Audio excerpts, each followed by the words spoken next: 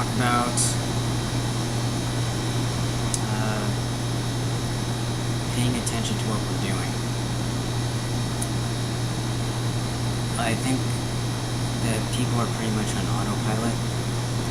They just are going through their lives and they're just occasionally bumping into other people. And they have no real appreciation of like how nuanced human behavior is and how nuanced human thought is. And how they don't even find it weird that we have an internal voice from within that doesn't seem to give people pause. Because they talk about other voices in your head, or like maybe seeing a ghost, or like telepathy, or we're not really fascinated by the ordinary things because we're used to them, but they are more interesting. Just because human behavior is so nuanced, it's baffling that anyone can think that artificial intelligence could remotely ever be possible. Especially when the best they can do is autocorrect. I mean, humans can't approach anything remotely like the cell, let alone the whole network of cells. I mean, they can't simulate the daily routine of a cell in a computer program, let alone a human mind. I mean, come on. You have to think in terms of cumulatively compounded improbability. I talked about this in terms of like cell processes, but also when you're combining inputs in the brain, you need like selectivity. You can't, everything needs to know where to go to be integrated. And I talked about before how the brain doesn't have enough time to be actually literally encoding information and sending a code where it's unpacked, and it would need instructions on where to send it, and that's like another code, and you can see how this can get very labor intensive. The fact that human behavior is so seamless and so quick should give someone pause, like how someone responds to us, then we come up with the appropriate analogy and the right tone of voice, no thought whatsoever, in a flash. Or we're listening to a comedian and like the joke they said previously references what he's saying now, or vice versa. What he's saying now references something he said previously, and we instantly are able to interpret this new punchline based on something he said like 2 hours ago.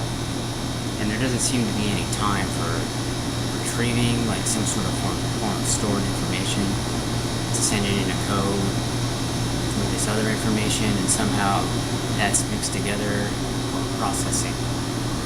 And it comes up with like an interpretation. It happens like that. So paying attention to what we're doing.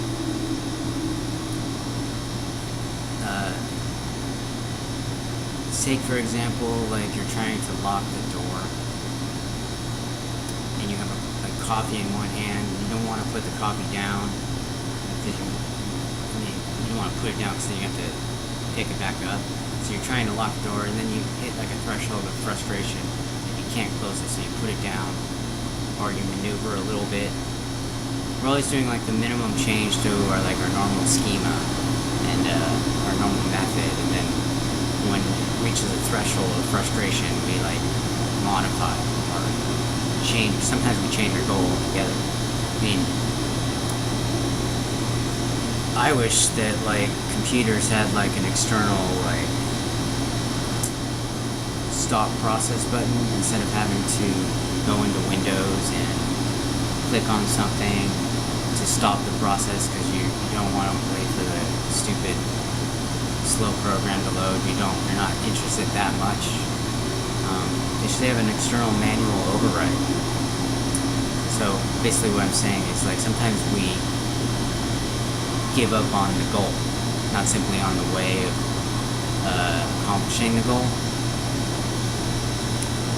And sometimes we maintain like a kind of goal. It's another kind of characteristic human behavior.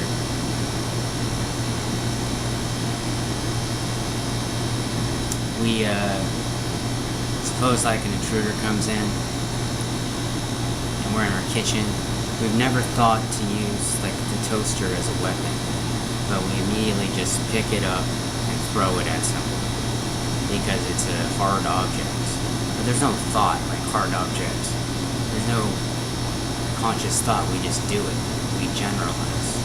And so it can't be like having all these stored instances of like hard objects and like their utility, and see how crazy that would be if that was like all stored and had to be retrieved and sent somewhere and sent to the right place rather than anywhere else.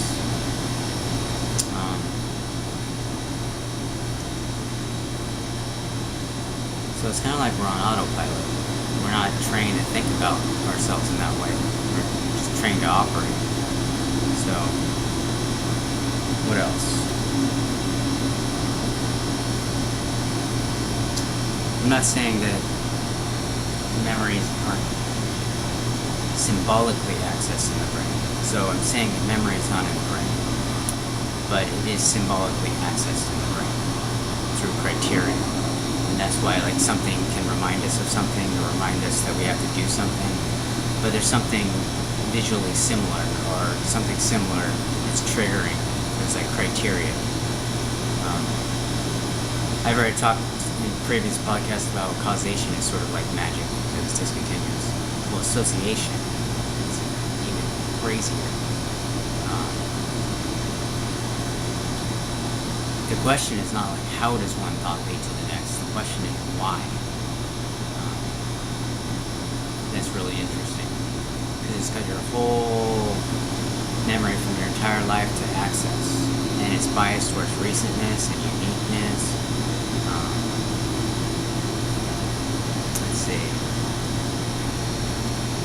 And to generalize to like say the toaster, I mean there's an association that happens, like, you know, the metal, the hardness. What else?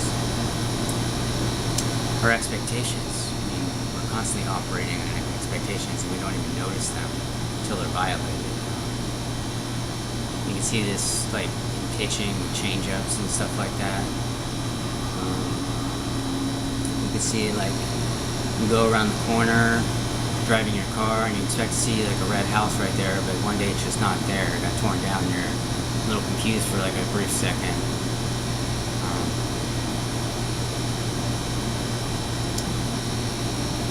Detection is also kind of interesting. Like we might from far away see something that resembles a cop car, but we look a little closer and it's like a taxi, and there's this little triggering of fear whenever we see a cop car.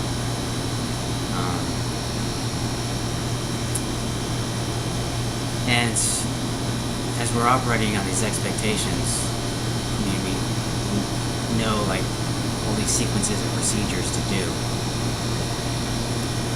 and we're acting on visual cues, and we're just it's happening automatically. And sometimes you can see like we're thinking about something, and we see a visual stimulus, and we just use like the default mode that we used previously or had been using, and we make a mistake. Like for example, where I work, they have like where you slide the ATM card, and in a lot of places it's like you hand the card to the cashier, but in our place it's out front and the customer slides it, so they're used to that. They automatically give me the card without thinking about it, you know. What else? When we watch television, I mean, there's all these nested interpretations and references that we just take for granted. Expectations based on previous, like if you're watching a sequel, you have expectations of how the character should act in the sequel. We we've also, like, we recognize complex categories like the wedding or as if characters. Like we're watching like an animated character of a duck that's acting like if we're a human. There's like nested layers of as ifness. It's just crazy. Alright. What else? I mean, this is beyond nature and nurture. When I talk about a dispositional personality, I'm saying that we have these dispositional values and dispositional memory. One's intrinsic and one's relative. And there's an experiencer, which is a feeling of existing. It's associated with the dispositional personality by luck. And the feeling of existing, the reason why it's luck is because all the experiences are different yet identical. There's nothing that can distinguish them. So any association, you can't give a reason why the dispositional personality is associated with this experiencer and not another. And that's what's explaining experience and the signifiers of experience, which are the brain states. And there's direct signifiers, which are like the things that signify like vision or sound or somatosensory experiences. And then there's also like sentences and the symbolic access of symbolic coding of memory too. That's indirectly signified by experience. And like the evaluation of goals, for example, all the emotions are associated with these indirect signifiers or brain states. So there's direct and indirect. Actually, I mean signifies. I mean, this is a weird terminology that's from French post-structural philosophy, where they use signifier and signified. Signified is like the meaning, and the signifier is a symbol. And I talk about experience being a symbol of brain states. That's where I'm coming from. And so this goes also into the external world problem. Like, how do we know there's an external world? And I argue that we need non-experience to disambiguate experience. So why am I having this experience rather than another experience? And you need a way to say why this way rather than some other way, or you're left suspended. So that's how you can show that there has to be something that's not experienced, that's outside of it, so to speak, even though there's not really an inside or an outside. I mean, you would say that experience is not in the brain, but you would say that it's not anywhere else either. It's not spatial, like the external world. So it's really weird. The mind-body problem is really weird. But that's why I like this idea that experience being a symbol of brain states, because you don't have to think of it as causing it. You don't have to you don't have to try to fill that gap between experience and non-experience. You have a disposition to signification to bridge that gap. It just says that you have a disposition to as if or symbolic functionality in the brain. Like, unlike the cell, it's like only symbolically sending information. It's not sending it in code. All the information is dispositional. Like, hopefully you're getting sort of a picture of what I'm talking about. And I understand that these are kind of abstract, but okay. So that's what I want to talk about in terms of paying attention to what you're doing. I also want to talk about atheism versus theism. I talked a little bit in my previous podcast about how How is seen as the new why. Whether you're talking about the Big Bang or the Big Being, that's sort of like the choice we're given, where science is trying to defer the why question, and then religion tries to acts as if it's asking a why question, but it's still talking about a how, because like the hand of God, God creating something is still an image of a how. But you see, whether you have a hidden space-time medium or you have a hidden being, they're both in the image of ordinary beings and ordinary mediums that are solids and fluids, and they have internal structure, and you would need internal structure for them to move, to expand or contract. But if you really want to get conceptually accurate, if you're going to allow for expansion and contraction of, say, a space-time medium, it's going to have to be made up of components. And the components are going to have to be separated by meta-space-time. And then there's going to be a gap between the meta-space-time and the meta-components. Just like there's a gap between the planets and the space-time. So the meta-components, they're also going to be hollow. And they're going to be made out of other hollow components, and there's a meta space-time, and then there's going to be a gap. You see, unless if it's indefinitely deferred, then change can never really happen, because it's just going to keep on dividing, and so nothing can really ever change. But if it does stop, which it does seem to do, in, like, say, within the planet, like, the atoms seem to be not really anything at all, like I've talked about in previous podcasts. But then it creates when two things hit each other, it's really two discontinuous molecular arrays, or combinations of molecular arrays,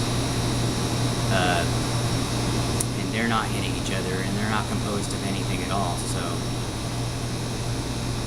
you need a disposition to bridge that, and you need a disposition to explain the symbols, the patterns that are appearing in the detectors, where you say, well, I'm picking up all these energy levels of atoms, but they're not. I'm saying the atom, there is no energy levels of atoms.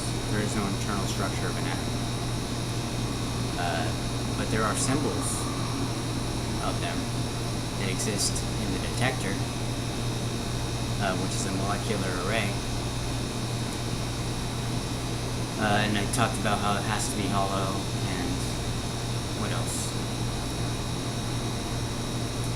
So you can't get rid of this idea of dispositionality, and that makes the question of atheism versus theism obsolete. You can't reduce the why, which is the dispositionality. Even with causation, you already need like a disposition for symmetrical exchange of energy. So we talked about that.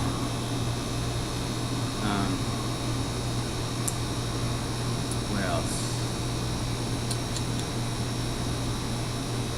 Same with when people talk about the Higgs mechanism, or the Higgs particle.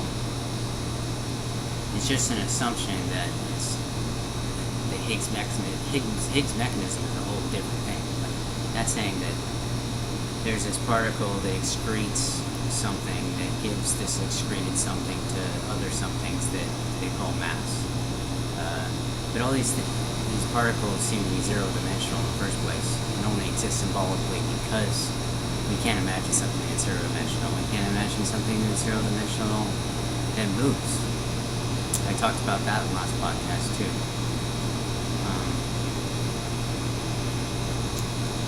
So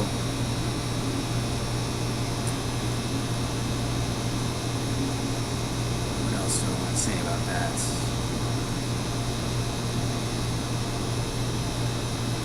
Totally lost my train of thought. Luckily I have a cheat sheet. So the Higgs mechanism, it's still got that gap, I mean, it's excreting something and it has to be absorbed by something else. It's just like in the image of any ordinary medium, it absorbs a fluid, and increases its weight. It's an analogy for macroscopic experience that are just projecting onto I call it the pre-microscopic world, because it doesn't really exist. So, because they can't handle that.